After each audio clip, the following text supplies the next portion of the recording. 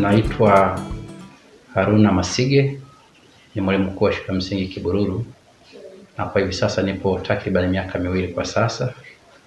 Toka nimefika hapa tumekuwa na changamoto kubwa ya maji katika eneo hili, hususan upande wa shule, lakini hata kijiji au jamii inayotuzunguka. Tumekuwa tukitegemea maji ya mvua, ambapo tumekuwa tuna matenki machache ambayo ina ukubwa wa kama lita 2000, mawili ambayo sasa tunatumia kwa ajili ya kuvuna maji. Sasa maji ya matanki ambayo ni sawa na lita 4000 kwa matumizi ya wanafunzi wapatao 364 pamoja na walimu 7, maji ambayo ni matumizi ya muda mfupi tunakuwa imekata.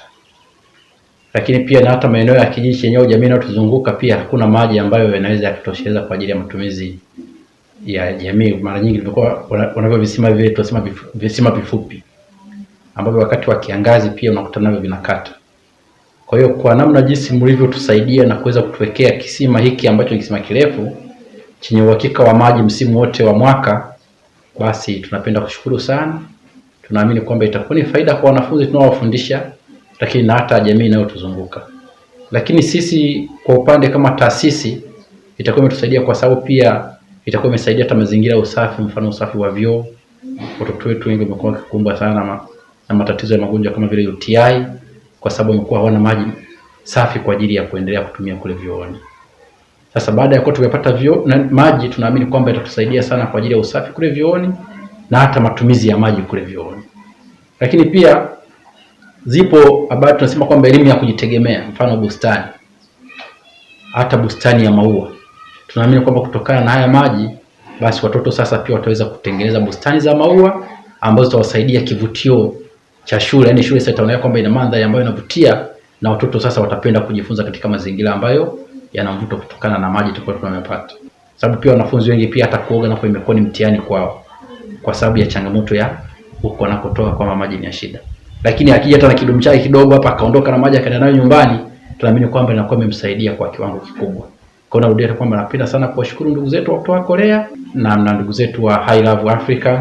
Pia tunawashukuru sana kwa sababu msaada mliotupatia mmekidhi mahitaji yetu kwa kiwango cha 100% kubwa. Asanteni sana. Maji oye! Maji oye! Maji oye! Maji oye! Maji safi! Maji oye! Maji ni chakula, maji ni damu. Una damu kama hujakunywa maji. Leo maji yamekuwa hapa. Nashukuru sana kwa niaba ya kijiji changu.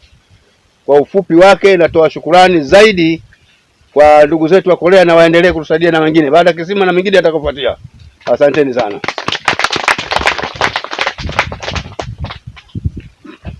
Nipende kuzungumza kwa sababu sasa maji yamekuja katika Kibururu.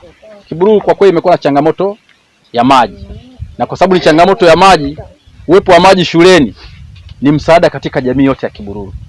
Kwa ndugu zetu wa Korea, kwa kutuletea maji, kuisaidia tu shule, imesaidia pamoja na jamii inayozunguka shule. Kwa sasa pia hata serikali ya kijiji kupitia kwa wanakijiji wenzetu, tuone kwamba hiki kisima kimekuja kwa ajili ya msaada kijijini, sio kwa ajili ya shule tu. Kwa hiyo tuwe na wajibu wa kuona kwamba tunakisimamia, tunakitunza ili kapate kudumu kwa muda mrefu na hatimaye tukapate kufanikiwa kwa ajili ya maendeleo ya kijiji chetu. Nikisema hayo, basi nisema asanteni na niwashukuru sana, na narudi tena kushukuru kwa ndugu zetu wa Korea. Kama walivyosema wanafunzi kwa bado mahitaji tunayo mengi. Yawezekana msiishie kisima hiki tu hapa. Mkaendelea tena kuangalia tena na tena katika maeneo mengine, mtakuwa mmeisaidia Mkuranga kwa ujumla. Kwa hiyo niseme asanteni sana na karibuni tena kwa wakati mwingine.